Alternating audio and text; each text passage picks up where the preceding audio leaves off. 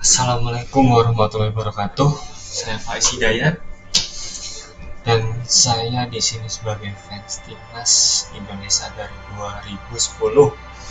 Di mana saat itu Indonesia punya peluang untuk menjuarai Piala AFF yang pertama kali, tapi gagal.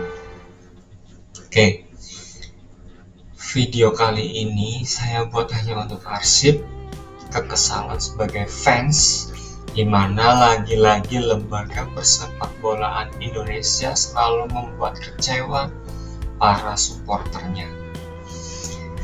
Saat ini mungkin banyak pro dan banyak juga yang kontra atas pemecatan STY, dan saya sebagai fans Indonesia yang kontra. Kenapa begitu? Karena menurut saya Sintayong itu masih on the track. Contoh yang paling pertama yaitu peringkat timnas Indonesia di mata dunia, yang awalnya kita berada di peringkat 170-an dan sekarang timnas Indonesia berada di peringkat 130-an. Kita naik sekitar 50 peringkat, gila. Dan kualifikasi Piala Dunia, saat ini kita masih berada di peringkat ketiga, di mana peringkat 3 ini masih ada kesempatan untuk lolos Piala Dunia. Entah itu nanti kita mungkin melewati ronde 4, atau mungkin bisa jadi kita langsung lolos melalui peringkat 2, karena kita tidak mungkin di peringkat 1. Peringkat 1 udah milik Jepang gitu ya. Belum lagi prestasi-prestasi yang lain yang sudah ditoreh oleh Sintayong. Salah satunya seperti menang melawan Korea Selatan di Piala Asia U23 hingga kita bisa lolos di semifinal. Dan menurut saya masih banyak lagi yang lain. Kalian bisa cek sendirilah di Google atau di akun-akun yang sudah share prestasi timnas di bawah Sintayong.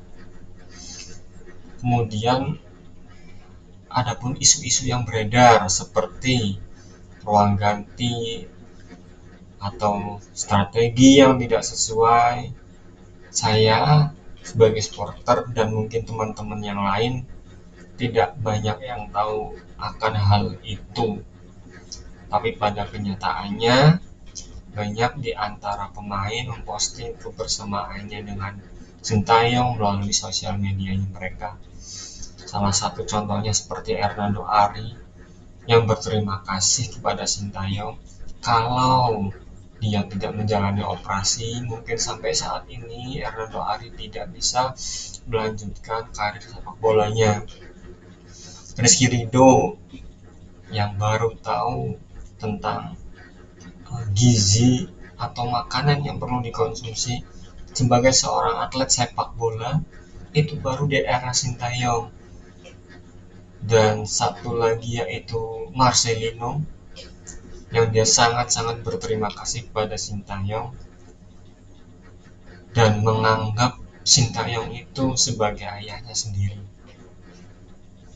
Dan memang untuk masalah strategi, saya termasuk yang kurang suka dengan formasi 3 back yang dilakukan oleh Sintayong ya.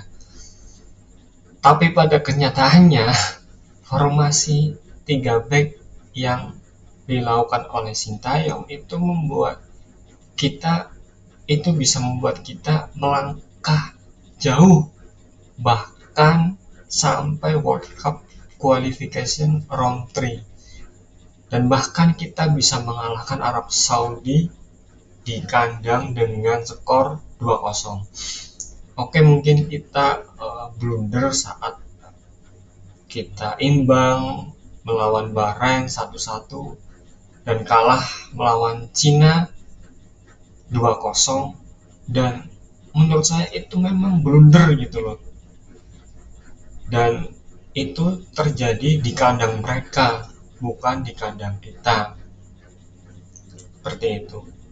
Tapi yaitu yang namanya strategi pilihan pelatih, kita tidak bisa berintervensi.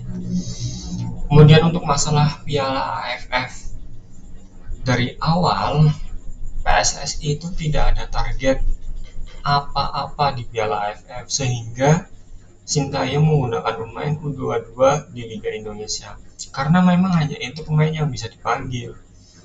Sintayong sudah coba menghubungi Ivar Jenner, nyatanya tidak diperbolehkan oleh klub. Kemudian mencoba memanggil Justin Hubner, juga tidak bisa datang. Kita juga sudah mencoba yang terbaik versi Sintayong, dan ya sudah, memang dari PSSI tidak ada target apa-apa gitu loh.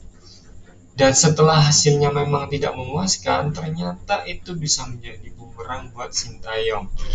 Oke, sebenarnya di sini yang sangat ditakutkan adalah kejadian yang sama seperti pemecatan Julian Nagelsmann di Bayern Munchen, di mana waktu itu dia masih on the track, dia masih punya kesempatan untuk menjuarai La Liga,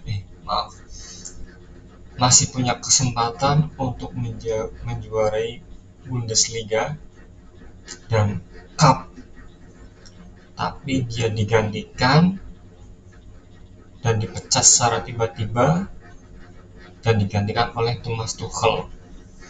Dan apa yang terjadi? Ya betul, Bayern Munchen tidak dapat gelar apa-apa. Kenapa saya takutkan seperti itu? Ya semoga tidak terjadi gitu ya.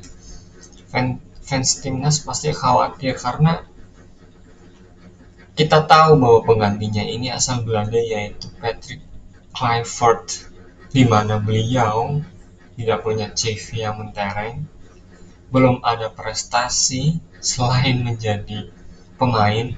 Bahkan video pengenalan yang dilihatkan oleh PSSI di akun ofisialnya itu aksi-aksi dia menjadi pemain sepak bola.